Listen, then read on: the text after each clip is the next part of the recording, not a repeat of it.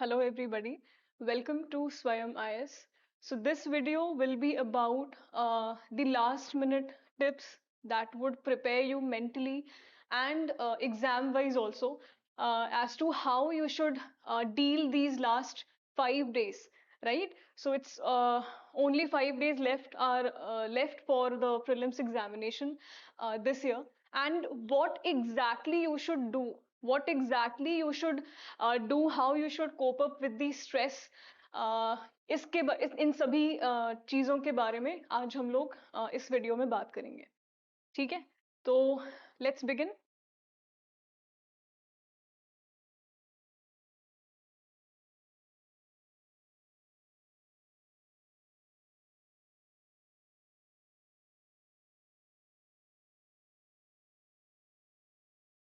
So how basically how you should deal these last few days which are left for the prelims examination। ठीक है, तो कई बार ऐसा होता है कि कुछ टॉपिक्स हमने नहीं कवर किए होते हैं। It's humanly not possible, nobody can tell कि I have been completely prepared as per the syllabus, and especially for prelims जिसमें कि syllabus defined है ही नहीं, राइट? तो जब सिलेबस डिफाइंड नहीं है प्रॉपरली एंड पिछले हम 3 4 5 सालों के प्रीवियस ईयर क्वेश्चंस को अगर देखें, तो we are into the mode of stress, we are into tremendous pressure as to how to deal these 5 days, the last week that is left for prelims। ठीक है, तो one and only solution, first solution is you shouldn't actually panic, and for that let's talk about the don'ts. तो आधी problem तभी solve हो जाती है जब हमें ये पता होता है कि हमें क्या नहीं करना है। ठीक है, तो what we shouldn't do, that should be known first in order to know very well कि हमें क्या नहीं करना है और क्या करना है। तो सबसे first and foremost is you should not take stress. Now why am I saying so? Because under tremendous pressure, under tremendous stress, you are only going to lose it, है ना? It won't pay you in a positive way. तो आपको stress नहीं लेना है। और कई बार क्या होता है कि स्ट्रेस लेते लेते हम उन टॉपिक्स पे ज्यादा ध्यान देने लगते हैं जो हमने लास्ट 6 मंथ्स में, 3 मंथ्स में, 2 मंथ्स में पढ़ा ना हो। सो सडनली ग्रुप डिस्कशन हुआ या किसी फ्रेंड से बात करी गई, and then what happens is कि द ग्रुप टेल्स यू और समबडी टेल्स यू कि या so and so topic is very important.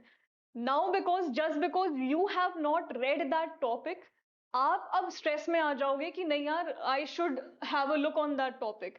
चलो, आपने उस बुक को, उस रिसोर्स को, उस टॉपिक को उठा भी लिया इन लास्ट कुछ दिनों में प्रीलिम्स के, and there are higher possibility that in this stressful situation आप उस टॉपिक को, उस चैप्टर को शायद प्रॉपरली ग्रास्प ना कर पाओ। ठीक है, instead of revising your already red topics जो कि आप इजीली समझ चुके हो, now if you are going to read a new topic, if you are going to refer a very new subject, a very new resource, तो that would only fetch you towards negative side। ठीक है, तो सबसे पहला important है कि don't start reading altogether a new source or new topic just because somebody had said so। So market every year is flooded with lots and lots of new material, new books, and you should not do that, right? You should not do that। Next is don't prioritize mocks over revision। Now, why am I saying so? Because in last 5 दिनों में, if you are going to solve the questions, and suppose someday you are not scoring well in mocks, that will only demoralize you, that would demotivate you। Now why am I saying so? Because see, अगर आप 1 महीने पहले या आप 15 दिन पहले या आप 2 महीने पहले मॉक्स कर रहे हो, एंड उस समय पे अगर आपके स्कोर थोड़े कम आ रहे हैं, देन आपका माइंड प्रिपेयर्ड है इस चीज के लिए कि या we have time and we can revise, we can go back to the source book and we can revise. इस समय आपको मॉक्स से ज्यादा, in fact you should now leave practising mock and you should try and revise all that you have studied from your source book, from your class notes, from your current affair material and also from the mocks जो आपने solve किया है. तो ऐसा कई लोग करते हैं कि mock solve करते time they make a note of any extraordinary point, they make a note of any such topic जो उन्होंने नहीं पढ़ा है. ठीक है, तो आप उन चीजों को रिवाइज करिए. Revise your already red sources, your class notes and most importantly PYQs. ठीक है, most importantly PYQs. So you should revise PYQs more and more. अभी आगे हम बात करेंगे कि why is it important for us to revise PYQs more and more. Thirdly, don't lose your calm over an unread topic. We have already dealt with this point. Don't lose your calm because see, nobody can predict the prelims paper.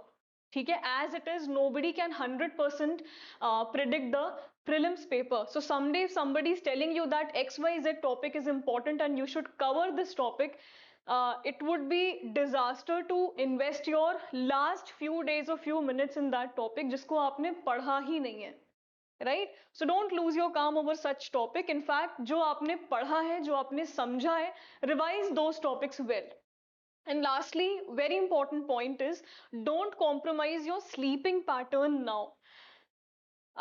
This is again told and said that for last 15 days, for last 1 month, don't compromise your sleep cycle. And it is even more important for this last week, for last 5 days, that your sleeping patterns should have been fixed by now. आपके सोने उठने का pattern अभी तक fix हो चुका होगा as per the UPSC prelims timing. So you should be habitual by now in reading in those time जब आपका पेपर होता है. सो पेपर 1 एंड पेपर 2 के टाइम पे आपको इस समय हैबिचुअल रहना है कि आप उस समय पढ़ रहे हो so that your mind functions very well. अब क्या करना है, let's talk about that. First is prioritise revision. No mocks as of now. ठीक है, prioritise revision and that too rapid revision. Don't altogether start reading a 800 page Lakshmikant book. ठीक है, वो आपका रिवाइज भी नहीं होगा. Rapid revision means that अभी तक a sincere student who has prepared well, he must be knowing that what are the topics which are a traditional important topic for the UPSC examination. तो ये सभी को पता होता है. ठीक है, based on the previous year questions, if we talk about few topics her subject में, ये कुछ कन्वेंशनल टॉपिक्स होते हैं, कुछ ट्रेडिशनल टॉपिक्स होते हैं जो हर साल आते हैं. ठीक है, जो हर साल आते हैं पेपर में. And we know this. There are many conceptual topics, there are many factual topics in fact जो कि ट्रेडिशनली देखे गए हैं, जो हर साल एग्जाम में आते हैं. ठीक है, so you should revise those section very well. You should revise those section very well. Now if I talk about an example, 2021 में we saw that environment was completely tilted towards the agriculture section. Now every institute, everywhere the market was flooded with the agriculture notes and agriculture lectures. 2021 के बाद से agriculture के topics पे सवाल आए ही नहीं. एक बार आ गया. Similarly there was a question on the topic of citizenship. Citizenship कभी पूछा नहीं जाता प्रीलिम्स में, बट एक बार सवाल आ गया था. Now people rush behind those topics. ठीक है, they tend to forget, they tend to note a point that is कि जो ट्रेडिशनल टॉपिक्स हैं that should be given priority. And specially in these last 5 days आप उन्हीं topics को पढ़िए जो काफी ज्यादा, जो 5 स्टार रेटिंग वाले टॉपिक्स हैं, जो बहुत इंपॉर्टेंट टॉपिक्स हैं. ठीक है, आप सिर्फ उन्हीं टॉपिक्स को पढ़िए. And how can you prepare for such topics? You can very well go through the previous year question. This is the best time to visit the previous year question. ठीक है, previous year question over mocks. Next topic, and this is very important topic. Why am I saying so? By going through the previous year questions, आप familiar होंगे UPSC की actual language से. No mock test series, no institute can vouch for this thing कि उनके ही mock से same as it is questions बनते हैं. I hope this everybody knows. So UPSC previous year question से better आपके लिए कोई भी ऐसा पेपर, कोई भी ऐसा क्वेश्चन नहीं होगा जहां पे you get familiar with the language of UPSC. ठीक है, आपको इस समय इस लास्ट वीक में, इन लास्ट 5 डेज में you should be familiar with the language, so that on that day, on 28th May, you are very well, your brain functions very well, your brain is familiar with the language of the UPSC paper. ठीक है, इसीलिए revising PYQ is important. पहला, to familiarize with yourself with the paper, and secondly to note the important sections. ये तो वैसे काफी पहले हो जाना चाहिए था, but again if you go through last 10 years, आप बहुत ज्यादा पीछे मत जाओ। If you go through last 10 years paper of each subject, you will get a fair idea of the important topics जो कि कई बार पूछे जाते हैं और किस तरीके से पूछे जाते हैं। Specially if I talk about the options are the biggest game player. तो क्वेश्चन प्रॉब्लम नहीं है, ऑप्शन की जो फ्रेमिंग है यूपीएससी प्रीलिम्स में, that is the biggest problem that many aspirants face. ठीक है, so PYQs are for your rescue, वो आपको काफी हेल्प करेंगे। Next is revise high yielding topics. अभी हम लोग देखेंगे कि पॉलिटी के लिए what are the high yielding topics when static polity is concerned and when your current affairs is concerned. So we'll see अभी कैसे हम टॉपिक्स को देख सकते हैं। Again, high yielding topics for every subject can be seen through the previous year questions. Next is hydrate and sleep well. Now this is the biggest advice and most important advice that anybody can give you. Why is hydration important? And also eat healthy, especially in last week, in last 5 days. Eat healthy and hydrate yourself well. Why am I saying so? See, if you are into the consumption of junk food, अगर आप इस समय junk food consume कर रहे हो, if you're not having enough of your vitamins, of vegetables and fruits, you can fall sick, right? मौसम ऐसी बहुत खराब है, स्पेशली दिल्ली में हीट वेव्स इतनी ज्यादा हैं, गर्मी इतनी ज्यादा पड़ रही है इस समय। You should take care of what you are consuming, क्या खा रहे हो आप, and also you should have plenty of water intake. तो if possible you can avoid the aerated soft drinks because they only create dehydration at this point of time. ठीक है, specially गर्मी में तो we tend to drink a lot of aerated soft drinks at this point of time, but avoid that as well, avoid junk food so that you don't fall sick. So eat well, drink plenty of water and sleep well, because if you don't sleep well, if you're studying 15 to 18 hours now and if you're not sleeping well, your brain is not getting enough rest to work on that day properly. So these are the do's. तो basically जो don'ts है, don't say ही आपको idea लगेगा कि आपको क्या करना है और क्या नहीं करना है। Specifically we'll be talking about the polity, कि हमें पॉलिटी को कैसे टैकल करना है। पहला पार्ट ये है कि कैसे आप पॉलिटी को effectively, how can you revise in these last few days. ठीक है, so first and foremost very important point is conceptual over the factual topics. Polity एक ऐसा सब्जेक्ट है जहां पे जो करंट अफेयर्स पूछा जाता है वो भी स्टैटिक से लिंक करके पूछा जाता है। ठीक है, for an instance last year a question parole was asked. ठीक है, पैरोल पे एक क्वेश्चन था, जेल इम्प्रिजनमेंट या जेल से छूटने पे जो पैरोल की रिक्वेस्ट डाली जाती है, तो पैरोल पे जो क्वेश्चन था, parole was in news since last 2 years, but this question was asked linked to the static definition or the provision of parole mentioned in the constitution. ठीक है, so this is why current as it is नहीं पूछा जाता। Nobody is going to ask you कि Rahul Gandhi was disqualified on which date. ठीक है, दे can ask you the provision of disqualification, they can ask you the RPA 1951, they can ask you about the lily Thomas case, जिसको कि इस साल वैसे भी 10 साल हो चुके हैं। ठीक है, सो आप इस तरीके से लिंक करो कॉन्सेप्चुअल टॉपिक्स को with the current events. Secondly, go through previous year questions, can't emphasise enough Make short notes, short tables for important facts. Now, see, इस समय पे it would be a task for you to make short notes or tables, but yeah, जैसे कुछ factual topics होते हैं, CVC या कुछ appointment किसने की, डिस्क्वालिफिकेशन के प्रोविजंस क्या हैं, कौन से आर्टिकल्स हैं, इनकी एज क्या होनी चाहिए, एलिजिबिलिटी क्राइटेरिया, क्वालिफिकेशंस क्या होता है, if you have time, if you can make in a paper, वो आपको लास्ट डे तक रिवाइज करने के लिए इजी पड़ेगा. So you can do that according to your time, जितना आपको टाइम है. अगर if you are comfortable in doing this, then you can do that.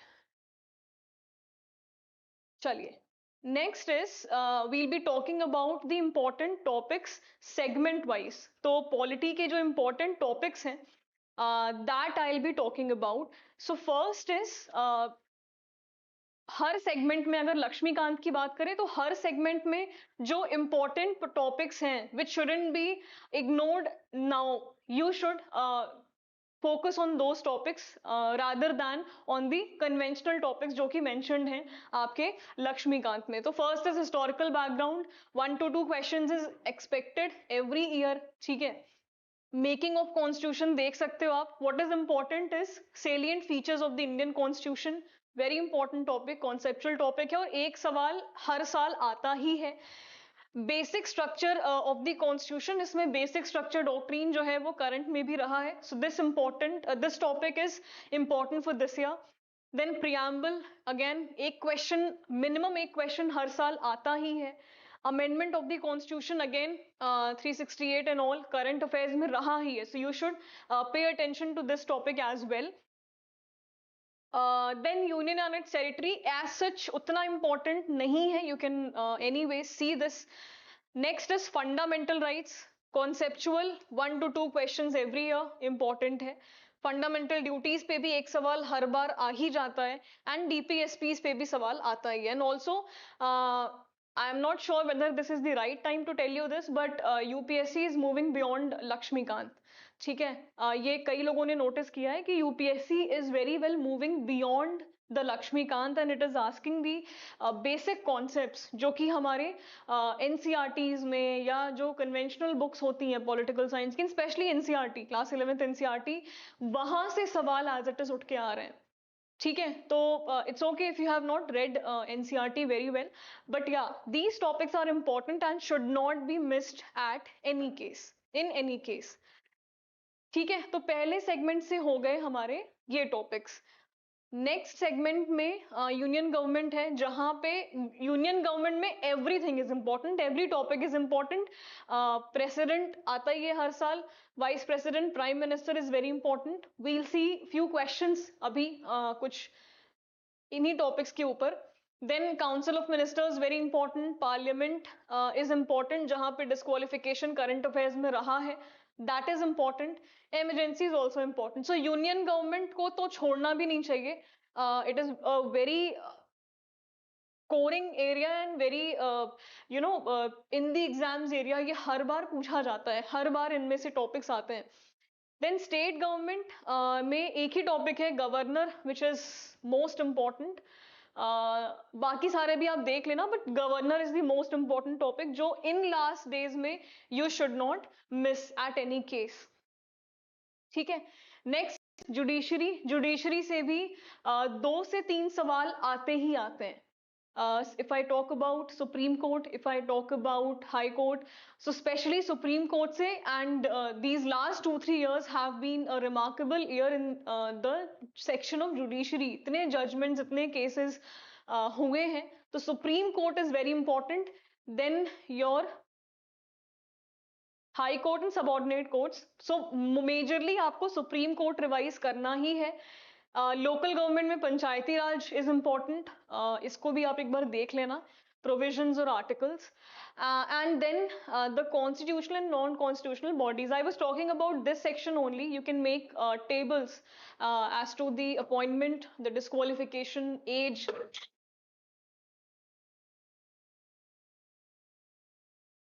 Appointment, disqualification, age. ठीक है, you can make a table for these topics अगर time है तो, for better revision. यहाँ पे election commission this year is very important. Election Commission this year is very important.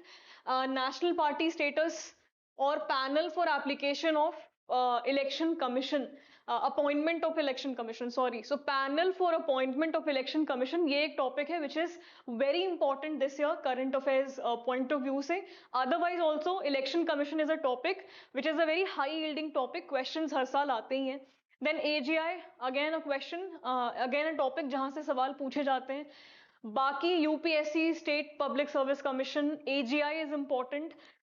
Then या NCBC, then NCSTs, NCSC. So NCBC is very important this year because सब categorization हुआ है of other backward classes का, ठीक है.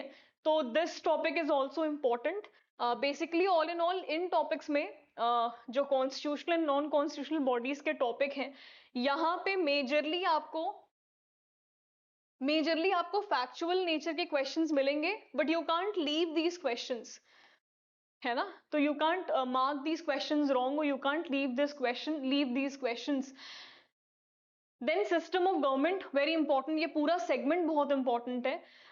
Prelims point of view से parliamentary system important है, federal system important है. Center state relations में आपके जो legislative relations हैं that can be looked upon very well.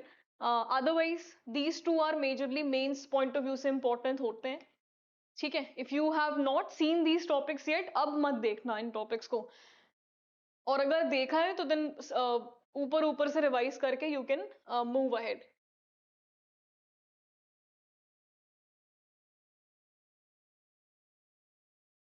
Then citizenship, once in a blue moon type topic है ये, एक बार सवाल आया है अभी पिछले कुछ सालों में. तो if you have read well and good, if you have not read then don't waste your time. Cabinet committees, parliamentary committees important है. Then parliamentary forums, union territories, scheduled and tribal areas, GST, NCBC is important, that's what I said, ठीक है. फिर national investigation agency. तो all in all ये थोड़े factual topics हैं. Otherwise there are few topics जैसे कि आपके यूसीसी हो गया, यूनिफॉर्म सिविल कोड, ठीक है, that can be asked. Then public accounts committee can be asked. Then contempt of court काफी न्यूज में रहा है जुडिशरी के सेक्शन से, that can be very well asked. Appointment of जजेस, ठीक है, तो उसमें क्या है, अपॉइंटमेंट ऑफ जजेस का वो क्राइटेरिया पूछ सकते हैं, वो स्टैटिक पोर्शन पूछ सकते हैं, and as well as they can ask the 3 जजेस केसेस, ठीक है, जो 3 जजेस केसेस रहे हैं, they can ask those cases as well.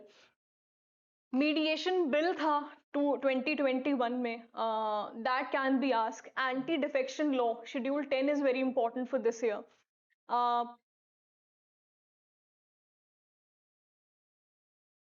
So these are the most important topics. Otherwise rule of law, 7th schedule, ये topics भी काफी important हैं. कुछ लैंडमार्क कोर्ट केसेस जो आपको पढ़ने चाहिए फॉर दिस टाइम, जैसे हमने लिली थॉमस केस पढ़ा होगा, देन केशवानंद भारती केस, ये सारे केसेस हैं जो जजमेंट केसेस होते हैं, वो इम्पोर्टेंट होते हैं. तो कई बार क्या होता है, statement based questions they ask, ठीक है, they will simply give you 3 or 4 statements and they will ask कि कौन सा सही है. So you should be knowing the provisions, you should be knowing the topic, the cases very well, ठीक है. Other important news की अगर हम बात करें तो model code of conduct and या delimitation commission is also important for this year. PM CARES fund, internet shutdown, right to be forgotten, right to reputation, defamation जो है वो आता है कि नहीं, and then article 19 is important, ठीक है. सो ये कुछ चीजें हैं जो आपको याद रखनी है. हेट स्पीच, ठीक है, सेडिशन, ये टॉपिक्स हैं जो इंपॉर्टेंट हैं. Otherwise when we talk about polity, ठीक है, they are not going to ask you a full fledged current affairs questions as per the trend, ठीक है. they are only going to link the current topic with the static thing. So they are going to ask you the static thing of any current topic. They are not going to ask you the date, they are not going to ask you why it happened and how it happened, ठीक है. So these were the important topics for current as well as the static. Otherwise, the static portion creates, it has more weightage in comparison to the current portion in Indian polity. Now, these are the few questions that I have framed for you. In questions ko karte time, pause your video, think about the question. Now, why am I saying so? It is because of the options. हर बार जरूरी नहीं है कि हर question में prelims के अब से since 2020 elimination method लग ही जाए, ठीक है. We have seen in last 2 years specially that eliminations is actually not working very well, जितना 2020 के टाइम पे एलिमिनेशन ने काम किया था. बट अगेन कई बार ऐसा हो सकता है कि they can ask you simple, they can throw you a simple question. This question, read this question. Which specialized security agency looks after the security of the Prime Minister of India? Your options are SPG, CBI, NLA and Delhi Police. ठीक है. Breach of security of Prime Minister has been the main concern in the news पिछले कई time से. So they can ask you for the security agency जो कि रहता है. You can pause the video, think about the answer. अब यहां से क्या है ना, you can eliminate, you can very well eliminate the options. First option is SPG, second is CBI. चलो first option को भी छोड़ देते हैं. CBI देखो आप. CBI, do you think CBI would be responsible for the security of Prime Minister? Do you think NLA would be responsible for the security of Prime Minister or Delhi Police? Delhi Police is a matter of state. तो ये तो ऐसे eliminate हो जाएगा, ठीक है.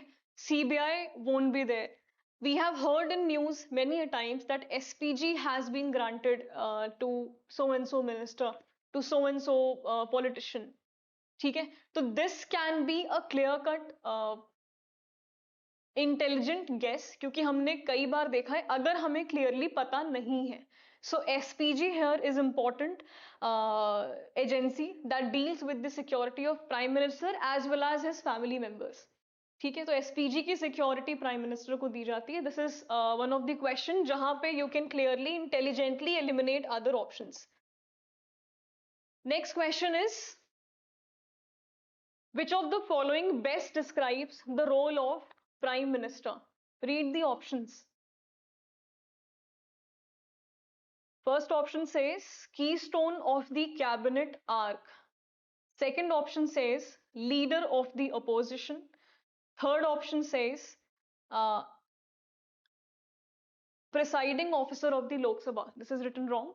This is presiding officer of Lok Sabha. And lastly, all of the above. First statement is keystone of the cabinet arc. Second is leader of the opposition. Is Prime Minister the leader of the opposition? No, right? We know this. Third statement is presiding officer of the Lok Sabha. No, he is not the presiding officer of the Lok Sabha. All of the above तो हो भी नहीं सकता. First statement is keystone of the cabinet arc. ये तो हमने clearly पढ़ा भी हुआ है कि कैबिनेट जो होती है यूनियन पार्लियामेंट में, prime minister is the keystone person of that cabinet. So he creates the cabinet. He arc means he is the architect of the cabinet. ठीक है. He creates the cabinet. He presides the cabinet. Basically, he takes all the meetings. He appoints the ministers that are to be there in the cabinet with him. So he is the architect. He is the keystone person of the cabinet. So this is the correct answer. ठीक है. यहाँ पे भी आप elimination लगा सकते हो. And also if you have studied well, if you know, then cabinet के तो प्राइम मिनिस्टर ही आर्किटेक्ट होते हैं. He is the keystone person of the cabinet. Last question. Right to property in the constitution of India is, right to property, right to property in the Constitution of India is fundamental right, legal right, was a fundamental right only before the 44th Constitutional Amendment Act of 1978. या lastly it has been declared as a part of the basic structure of the constitution by Keshavananda Bharati case.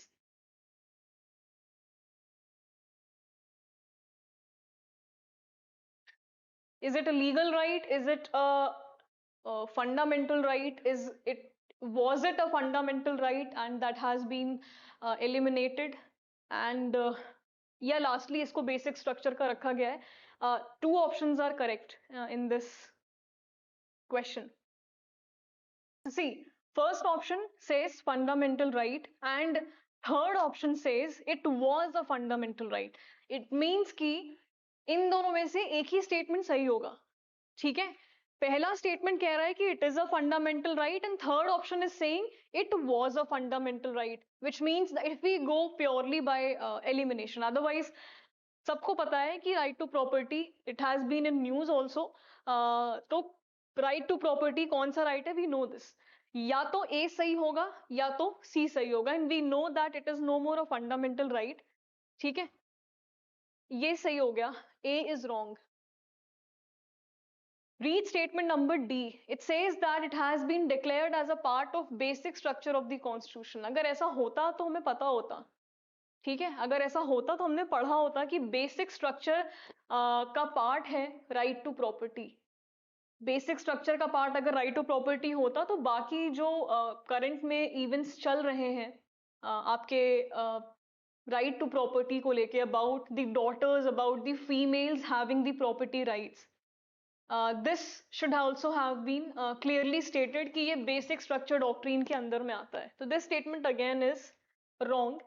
Basically in today's time right to property is a legal right, which means कि अगर आपकी property को लेके कोई problem आ रही है, कोई legal issues आ रहे हैं, then legally you have been granted the right to sort those issues by approaching to the nearby court. ठीक है, it's a legal right in today's time. It was a fundamental right only before the 44th Amendment Act of 1978. ठीक है, so I hope these questions have helped you to revise your elimination skills. ठीक है, but again I'll say कि don't get into the trap of revising new topics. Don't fall into the trap of going through the new new material available in the market. या किसी के कहने पे चले जाना. And also if I talk about the D day, जिस दिन exam है, अगर हम उस दिन की बात करें, fill your OMR very carefully. ठीक है, ये बहुत बड़ा इशू आता है जब बच्चे OMR शीट भरते हैं और specially while they fill the roll number in their OMR. So this happens that they don't fill the OMR clearly और वहां पे रोल नंबर का ही खेल है. ठीक है, and also the answers which you are marking, that should also be filled correctly. The OMR should be filled correctly. इसीलिए you have to maintain your calm, you have to be extremely stress free. Exam वाला pressure is okay, ठीक है, exam condition वाला pressure is okay, but ट्रेमेंडस pressure, ट्रेमेंडस stress जो है वो आपको loose कराएगा. That you will only lose your marks, you will lose your confidence. ठीक है, तो बिल्कुल स्ट्रेस नहीं लेना है उस दिन. डाउनलोड योर एडमिट कार्ड अगर अभी तक नहीं किया है. Check your location properly, mark your location जहां पे भी आपका सेंटर है. Be there well in time, keep yourself hydrated. बहुत गर्मी है, ठीक है, स्पेशली नॉर्थ इंडिया में बहुत गर्मी है इस समय. Take care of that very well. Don't fall sick at all in last 5 days. पूरे साल भर की मेहनत बेकार हो जाएगी if you fall sick at this moment of time, right? Don't fall sick, don't eat junk, keep yourself hydrated, sleep well, and also one day before exam, uh, usually I have heard that people they stop studying by 7 or 8 p.m. They are done with their studies, and though because उससे क्या होता है, pressure create होने लगता है unnecessary. ठीक है, जो आपने रिवाइज किया भी है उसका भी डर लगने लगता है कि पता नहीं क्लियरली रिविजन हुआ है नहीं हुआ है ना. It's better to take the break from studies that day early. Sleep well. Sleeping well is very important. You can no matter you can wake up early that day, but sleep well. Have at least 6 to 7 hours of sleep that day. ठीक है, क्योंकि दो papers होने हैं आपके, सुबह 2 घंटे and then 2 घंटे का break and then another 2 hours of CSAT. So it's very stressful, it's very tiring. Specially CSAT की अगर हम बात करें, CSAT it's towards the end of the day, you will be dehydrated. वैसे भी exam pressure में paper 1 के time पे आपका दिमाग वैसे ही थोड़ा सा बंद हो चुका होगा. You have to sleep well a night before. That is the only solution. Because 2 घंटे पेपर 1 के हुए एंड देन जो ब्रेक मिलता है बीच में, उसमें you can have your lunch, you can hydrate yourself और you can also revise your CSAT. ठीक है, थोड़ा सा आप रिविजन कर सकते हो. Don't discuss paper 1 with any of your fellow friends और डोंट कॉल एंड आस्क कि कैसा हुआ क्या हुआ, because that will only create tension. Paper 2 clear होगा तभी पेपर 1 चेक होगा. सो पेपर 2 के लिए you have to sleep well, you have to hydrate yourself well and you have to take rest. CSAT से पहले भी जो 2 घंटे का ब्रेक है उसमें if you can, if it is possible, take a nap, थोड़ा सा रेस्ट ले लेना. Because CSAT requires huge mental ability to solve the question, to solve the paper. ठीक है, सो आई होप ये कुछ टिप्स आपको हेल्प करें आने वाले एग्जाम के लिए. And ultimately don't stress yourself, stay positive, stay calm, everything will happen. Also one thing which you can do is, जो भी काम आपको अच्छा लगता हो, that can calm your mind, listening to music और exercising for 15 to 20 minutes, you can do that as well अगर आपको एंजाइटी हो रही हो, स्ट्रेस हो रहा हो तो.